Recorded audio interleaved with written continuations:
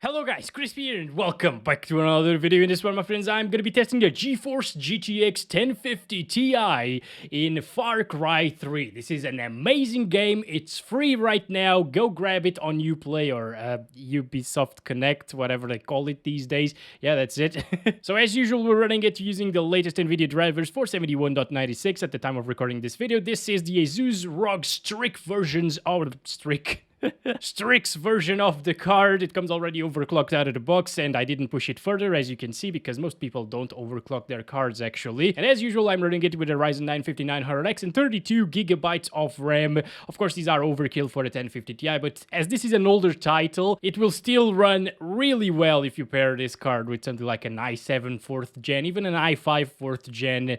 That shouldn't bottleneck a 1050 Ti. So let's get into it, shall we? Oh, yeah. Sound of nostalgia, guys. It's hitting me right now. Anyway, we're playing it at 1080p resolution. We're also going to test this one at 1440p and 4K. We're using the DirectX 11 API because it's adequate for the 1050 Ti, of course. It also supports DirectX 9. And I'm using the HBAO ambient occlusion, FOV set to 105, and over on the video quality settings, it's set to the ultra settings preset. So we're here in beautiful Far Cry 3, and look at that, my friends. We are well above 60 frames per second. I actually expected higher FPS coming from a 1050 Ti. After all, it's better than the GTX 680, which was the best single GPU available to run this game back in 2012. So it's kind of weird that a 1050 Ti is actually kind of struggling a little bit.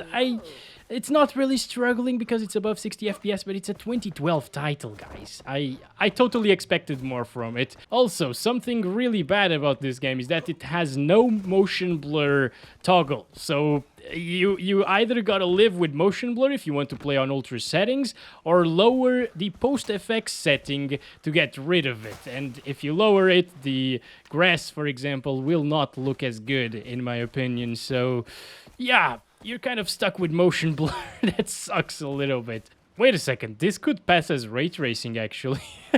Usually, when you have some objects, like for example that tree, reflecting in the water, whenever they are off screen without ray tracing, they disappear from the water as well, but not in Far Cry 3. They actually had so much attention to detail here with the reflections in the water. That's kind of insane. It's obviously not ray tracing because that wasn't a thing back in 2012, at least not a viable thing to do in games.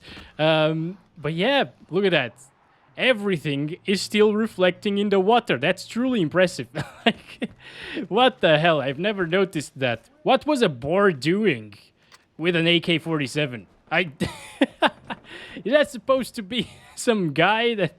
I don't understand. Anyway, let's keep on moving. These are way too dark for some reason. I also want to see some explosions. Hello, guys. How's it going? Not good, I see. Yep, those are my friends right there. We can kill them as well. By the way, look at the guy sleeping. Oh, jeez, he just exploded in a bloodbath. Okay. Oh, there are more pirates right there. All right. Let's do this, boys. You're killing my guys. Okay. Oh, that was really bad. Okay. All right. There we go. There we go. It's all good, guys. Also, you can't really break trees with your bullets, like in Crysis, for example. Crysis from 2007 to 2007 actually allowed you to do that. It had that feature. So let's throw a grenade there. That was quite far away from the car, actually. Yeah, okay, another one should do it. Let's try this out. I want to see an explosion. Oh! It dropped into the 60s, didn't drop from 60, so that's pretty good. All right, ultra settings, still using the 1440p resolution, and okay, now we're not in the 60s anymore, of course, because 1440p is way more demanding. But you know what? Since we have some motion blur enabled, which is horrible, and I will still disable it, doesn't feel like 40s that much. Kind of feels a little bit smoother. Where did you get that bullet from? Anyway, let's go. I guess we're gonna do this right now. Play this little scene or this little side mission at 1440p. Still totally playable, zero stutters whatsoever. It's kind of weird that... should I really go this way? Like, okay, I think so. All right. Is that a finish line, guys? Is that the finish line? Yes, it is. All right. Okay, it actually stuttered there, by the way, because it was loading that finish sound or whatever. But other than that, it's pretty good. As you can see, even at 1440p, completely playable. Also, I was commenting on the stuttering in this game. We saw a little spike there once again. But yeah, the last time that I tested this one was with a GTX 690, which was my dream GPU back in 2012, basically. And the best GPU you could play this game on at the time, of course. And I saw a lot of stuttering with that GPU. Of course, that's a dual GPU. It has two GTX 680s in the same PCB, basically. And that might have been why it was stuttering, because SLI has a lot of problems. That's why it doesn't really exist anymore. Or kind of does, but it's basically dead, you know? There aren't any new games supporting SLI, unfortunately. Oh god, I need to heal, okay. And yeah, I guess the SLI implementation in this game wasn't really that good. Should we do this? I don't think... Well, maybe. Alright, how do I break this? Okay, there we go. Go, buddy, go!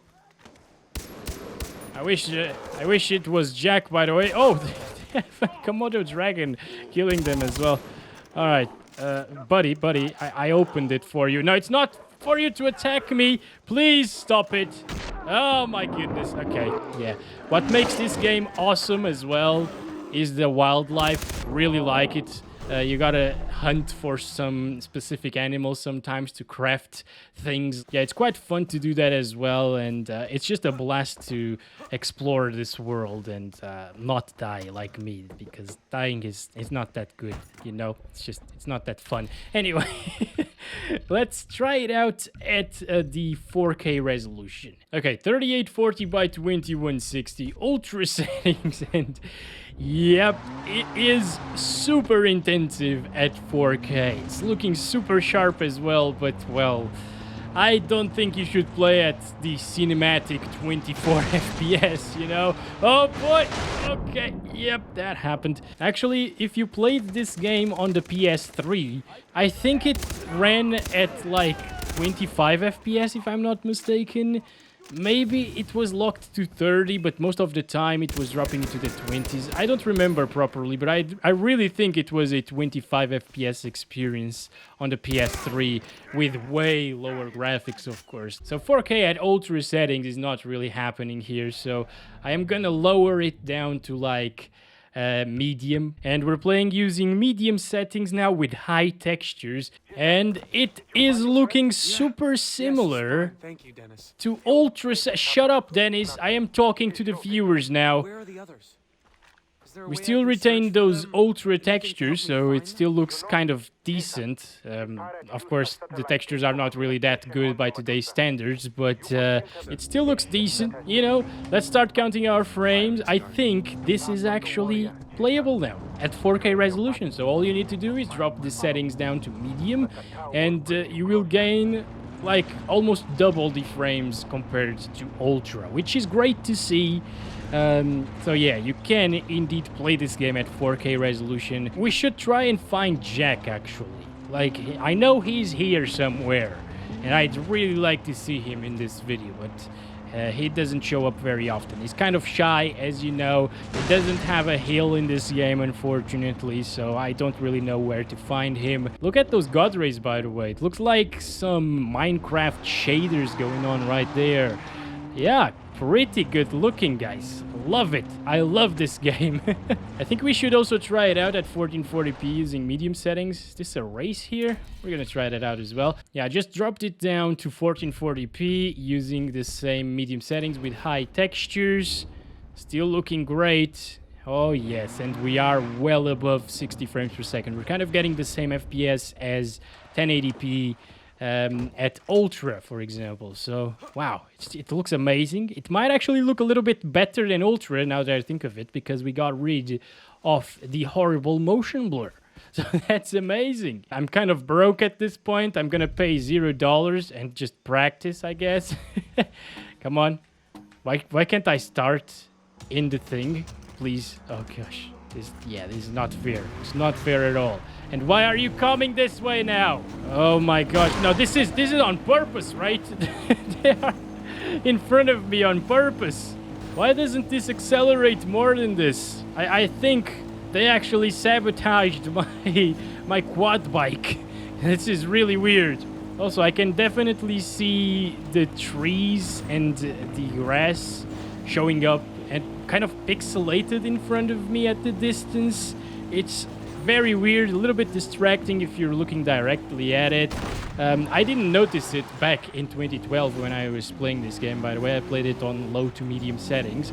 But yeah, it's there. I can notice it these days. I have an eye always open for these things, so... well, I think you will still have... Hell yeah! Hell yeah, I just killed a civilian and he says hell yeah, right?